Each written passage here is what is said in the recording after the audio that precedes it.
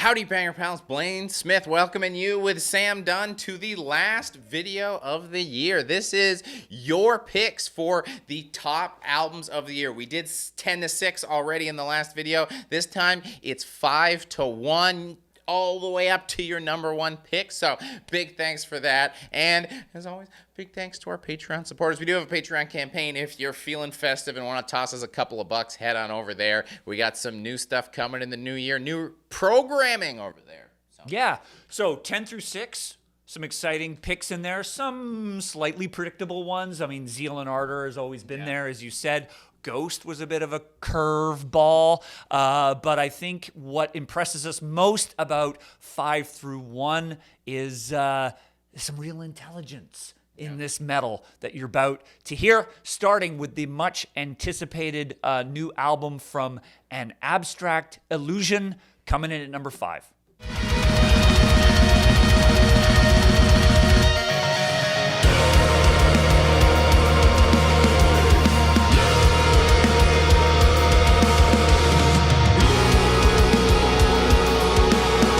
So that's the sounds off of An Abstract Illusion. The album is Woe. It was released on March 4th via Willow Tip Records. So here's the deal. Until this guy told me about them, I knew nothing about this band. Listened to the album, dug it, dug in, realized they put an album out a handful of years ago. It's been a while, and this is their brand new offering. And I gotta say, I really dug this record, and I feel like I'm just getting started on it because it is so vast in its scope. I mean, it's got scope beyond scope in the sense that the songs are long, the instrumentation is so broad. You've got keyboard sounds that bring me back to like Weather Report from the 1970s. You've got all sorts of acoustic passages. You've got clean vocal passages. You've got super, super heavy parts. You've got even kind of like Lamb of God-ish kind of gada-gadam-gadam-gun kind of riffs. It's kind of got it all. It's 3 dudes from Sweden, and it kind of blew my mind, to be honest. I, again, was super impressed by how much this album kind of accomplished in within the scope of an album. So I'm rambling on. What else to say other than I feel like I'm just getting started on this album, and I feel like I got a lot to still wrap my head and my ears around. But yeah, this was exciting, and this is going to be like an album of 2023 for me because I'm going to listen to it more in 2023 than 2022. So definitely a solid 4 out of 5 skulls for me. So surprise there on Willow Tip, taking 2 spots on the top 10. Impressive. No surprise on the next record, Immolation, Acts of God, released February 18th, 2022 on Nuclear Blast, also taking 2 spots. So yeah, obviously it's Immolation. It's one of the biggest acts in the history of death metal. One of the most bulletproof acts, New York-based band. Almost 35-year history, have arguably never released a bad album. No one's ever really come for any of their albums in the way that most death metal kind of can crank out a stinker in the middle there. So, take it away, boys.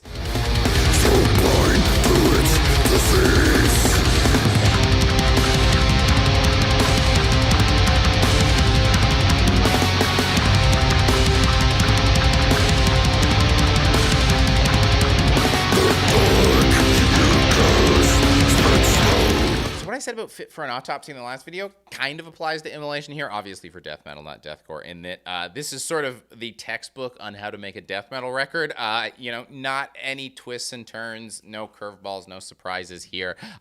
It's just, here's professionals telling you how to professionally make a death metal record. I will say they are doing the most professional thing, which is understanding that mid-tempo songs do not make you not a death metal band. Why aren't all death metal bands mixing in some mid-tempo here and there? It makes things more effective. In a song like Noose of Thorns, it builds really well, and then by the time you get to the solo, you're totally blown away because they started mid-tempo and gave you somewhere to go as opposed to just blasting me into oblivion.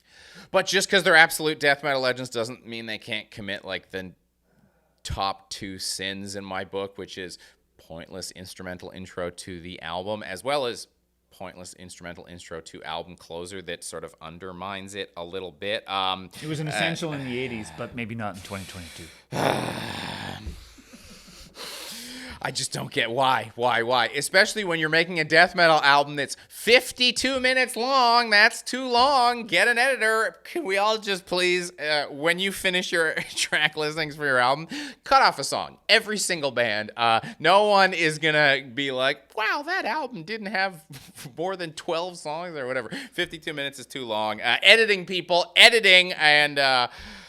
it's still very good, though. That's all I can really say is lose a song and lose the instrumentals. So giving it a 4 out of 5. Textbook Overkill review skulls. No changes. Just the Overkill review skulls in perfect HD to the letter. In the no surprise category, number 3, the Lorna Shore, Pain Remains, released October 14th on Century Media Records. If you want to know about the band, I don't know, Brad's review came out 2 months ago. Go watch that. Please actually go watch that.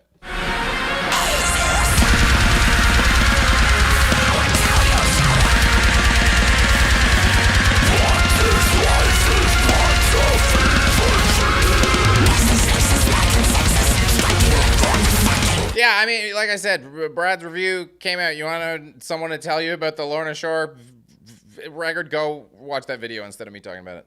No, you still got to review it, buddy. You're not the boss of me. Nah, you're the boss of me. All right, Lorna Shore. Well, I complained Fit for an Autopsy was deathcore by the book, and this is not deathcore by the book. From the second the album opens, you've got symphonics, pig squeals, banshee shrieks. Like, I was half expecting explosions to start, like at the beginning of the Lakai Fully Flared video. It's a lot, and I mean, vocalist whose name I don't know is, I guess he's a rap god. The speed at which he's cranking everything out and alternating between goblin and orc at any moment is very impressive. Gotta give it to you there. That is hard to do. But when we get into the full gutturals and typewriter click drums, I'm just hitting that next optical button. It is proof that even for us diehards, metal can be too much. It can be too much. It is a big it's a big philosophical question, perhaps for another time. Yes. But there is a limit to the stuff that can be stuffed in. Yeah, and there is a lot of stuff. And hey, Fit for an Autopsy, can you call these guys and tell them how to make drums sound on a record? Yeah, I was generally curious about what was going to happen, but it's just too much. It's unwieldy. It's too much stuff. I can't process it. Maybe this record's too heavy for me. There's a compliment for you. I have no idea what the hell is happening. So I'm just slapping a 3 out of 5 very confused Overkill skulls on this bad boy, and moving on. Generous. Well, and there was actually a big jump in number of votes between Everything and the second and first place record. So these two really took things away by a mile. And a nice way to wash that out of my mouth is White Ward's False Light. It came out June 17th on Debumur Morty Productions. And yeah, oh, thank God. Ukrainian band literally putting the whole post-black scene on their back and carrying into a genre that should exist by my standards. Have a listen.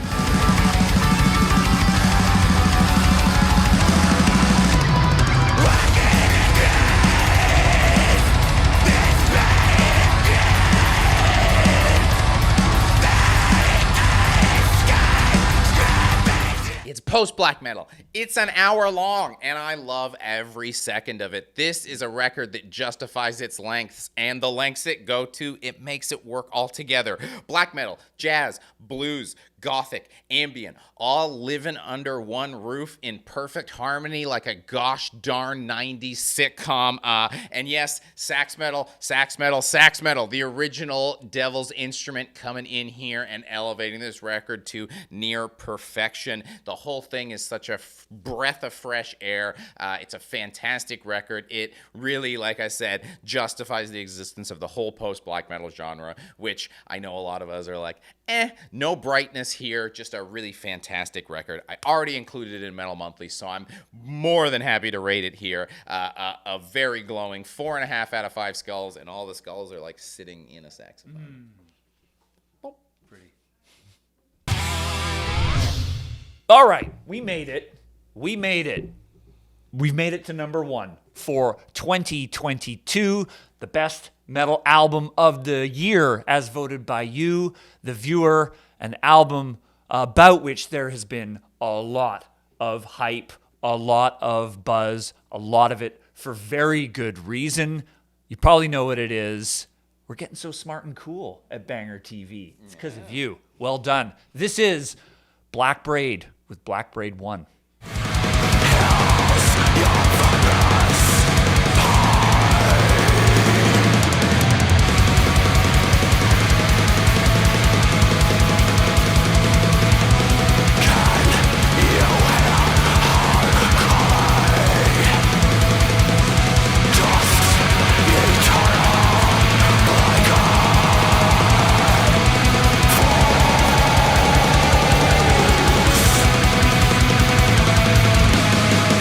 There you have it. It is Blackbraid, Blackbraid 1, released on August 26th of this year as an independent release. If you don't know the story, you've been living under a very non-metal rock for the last few months. A one-man named John, with also an indigenous name which I cannot pronounce on the spot, hailing from the Adirondack Mountains, playing a clearly a very minimalist, stripped down, yes, mostly Norwegian, Scandinavian inspired brand of black metal, but clearly providing its own sound and own twist. And I remember the first moment I heard about Blackbraid, I was like, A, it's about time, and B, this just makes perfect sense. It was almost like there was an opportunity for someone with talent, with some real eye towards where John comes from and authenticity, and just kind of nailed something that I think is really powerful, really important, and yeah, fucking great to listen to. Yeah, absolutely. I mean, it was my album of the year pick very easily. Absolutely love this record. That I own. I do have a complaint, and again, it's a shocking complaint for me to say based on what I've said throughout these. Is the only thing I was just like, I got to the end of the record and I was like, no, I need more than that. I need more than that. He's told us he's working on more, so that's good. But yeah, my only complaint is I ended a record and actually thought it wasn't enough. I wanted more. Well, it's essentially, 3 or 4 tunes with some acoustic interludes snuck in between. So it almost feels like an EP in a way. And, for me, it's not a perfect record. And maybe I'm kind of toughest on the ones that I love the most because I see so much potential and I want to hear more and I want to make sure the next one is even better than this. I mean, it's the one-man band thing, so it does suffer a bit from that processed drum thing. It feels a little kind of sucked in, like there's not a lot of life in the production. I will say on the positive, I think the vocal performance is probably the strongest element of this record. Totally blown away by the vocals. There's a lot of variety, and it's just got that black metal vibe that he's just nailed bang on. Yeah, and obviously super important. The rise of indigenous metal continues, and it feels like Blackbraid is all of a sudden leapt out to the front of that charge, like that. He's going to be a busy man for the months and years to come, we hope. But it's a really important step in metal, and yeah, can't wait to hear more. Skull rating? I give it a 4.5, but I'm going to give it a 4 because the production just could be so much more, and there's the shortness thing, and I just know there's more gas in the tank. So it's more like it's a 4, not a 4.5, because I want the next one to just take this one and fucking blow it out of the water. So yeah, 4 out of 5 for me. So I'm similar reasoning, but a little bit higher because I absolutely love this record. Obviously, 4.5 out of 5, and the half is just give me some more. And I'm excited for that next record to see if I slap I've given out 2 5s, I think 2 5s, two legitimate 5s, and would love to slap a third 5 on a Blackbraid record officially in 2023. And that's where we're going, because this has been 2022. That's it. That's the it. year. That's it. That's it. That's all. We did it. That's it. That's it. That's all. So I just close things out. We had a lot of votes, and a lot of records got a lot of votes. Like I said, the top two were pretty runaway, but everything else was in close contention. Without any sort of order or anything, the top 10, just the bands to just give them a quick shout out. Some big, some small. Mesa, a Metal Monthly pick. Happy to see that in here. Megadeth, very large band, but happy to see a band like Megadeth actually putting out a quality record that people enjoyed. Same with Blind Guardian, a little more back to the roots for Blind Guardian. I liked that a lot. Wilderun, Dylan's pick. Wormrot, another Metal Monthly. Grindcore in a top spot. Love to see it. Gaera, Revocation. Would have loved to review that Revocation record. Fantastic. Shadow of Intent, Undeath, who everybody's already blown up about, and yeah, Meshuggah. Surprisingly, Meshuggah, released a record I would have expected in the top 10. Wasn't in the top 10, but did still go. Yeah, and in hindsight, probably should have been in my honorable mention, because I did listen to the Meshuggah record a lot this year, and man, that just, deliver. Yeah. So good job. Honorable mention there, and that's it. Just a big thanks. I hope your holiday season is pleasurable and nice, and just give a hug to somebody. Tell somebody you love them. It's there's been a rough year. Let's close it out with just hug a friend. Hug a friend. Say I love you. Love you, Sam. Love you, Blaine.